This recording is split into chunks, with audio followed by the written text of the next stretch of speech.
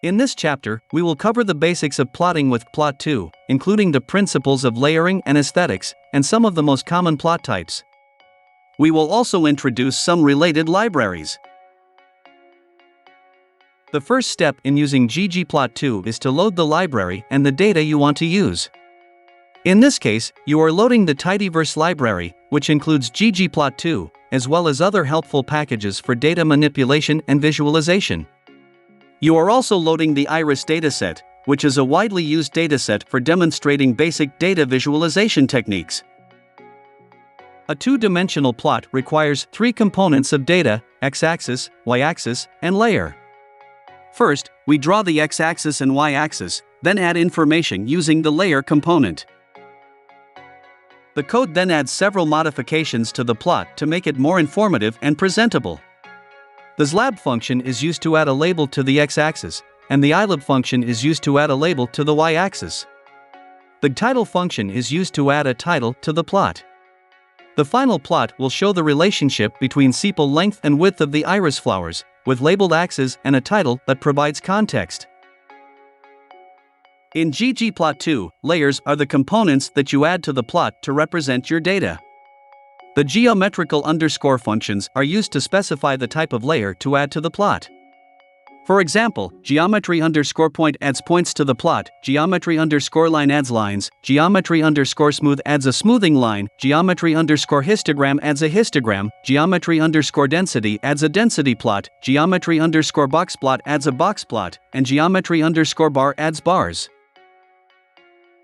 The geometry underscore point function is used to add a layer of points to the plot, representing the individual observations in the iris dataset.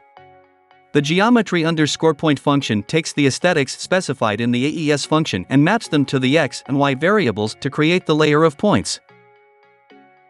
The AES function is used to specify the aesthetics of the plot, including the x and y variables and the color variable, species.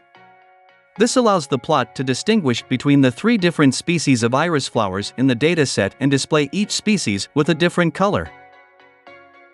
The geometry underscore smooth function is used to add a layer of a smoothing line to the plot.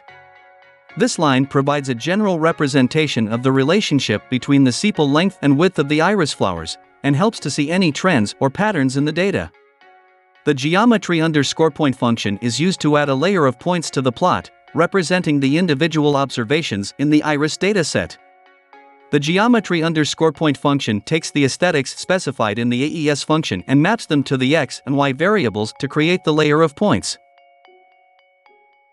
The second geometry underscore smooth function adds a layer of a linear trend line to the plot, using a simple linear regression model specified by the formula yx. The argument SE equals false is used to suppress the display of confidence intervals for the trend line, and the argument lineType equals 2 is used to specify the line type for the linear trend line. This is achieved using the facet underscore wrap function, which allows you to display multiple panels in a single plot, each showing a different subset of the data. In this case, the facet underscore wrap function is used to create panels for each species of iris, using the species variable as the grouping variable. The formula species specifies that each panel should contain a separate plot for each species, with all the other variables in the dataset represented by included in each plot. The polynomial and linear trend lines are added to each panel in the same way as in the previous code. The labeled axes and title provide context and help to interpret each plot. The AES function maps the species variable to the x-axis and the fill aesthetic, which controls the fill color of the bars. The geometry underscore bar function is used to add a layer of bars to the plot, representing the count of each species of iris in the dataset. By default, geometry underscore bar creates a bar plot with bars representing the count of each unique value in the x variable. The chord underscore polar function is used to change the coordinate system from a rectangular Cartesian system to a polar system, which is appropriate for creating pie charts. The geometry underscore bar function is used to add a layer of bars to the plot, representing the count of each species of iris in the filtered dataset. The width argument is used to set the width of the bars to 1, so that the bars represent proportions rather than counts. The geometry_histogram function is used to add a layer of a histogram to the plot, representing the distribution of sepal. Length.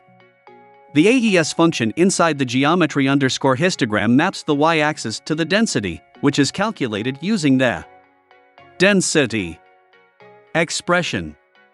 The geometry_density function is used to add a layer of a kernel density estimate to the plot, representing the estimated probability density function of the sepal. Length variable. The AES function inside the geometry_histogram maps the y-axis to the density, which is calculated using the density expression. The alpha argument is used to set the transparency of the histograms, allowing the multiple histograms to be seen together. The geometry_density function is used to add a layer of kernel density estimates to the plot, representing the estimated probability density functions of the sepal. Length variable for each species of iris. The stat argument is set to density to specify that a density estimate should be plotted. The facet_wrap function is used to create panels of the plot, separated by species. The argument species specifies that the panels should be created for each species, and the symbol indicates that there is no faceting on the y-axis. The geometry_boxplot function is used to add a layer of boxplots to the plot, representing the distributions of sepal width for each species of iris. The boxplot shows the median, quartiles, and outliers of the data, allowing for a quick visualization of the central tendency and spread of the data. The code creates a 3D scatter plot using the plot_ly function from the Plotly library. The plot_ly function creates a basic plot with the sepal length variable on the x-axis, the petal length variable on the y-axis, and the petal width variable on the z-axis. The color argument inside the plot_ly function maps the species variable to the color of the markers, so that each species of iris is plotted with a different color. The type argument is set to scatter 3D, which specifies that the plot should be a 3D scatter plot. The alpha argument sets the opacity of the markers, making them semi-transparent so that overlapping markers can be seen. The layout function is used to add a title to each axis, using the z-axis, y-axis, and z-axis arguments. The title argument inside each axis specifies the title of the corresponding axis.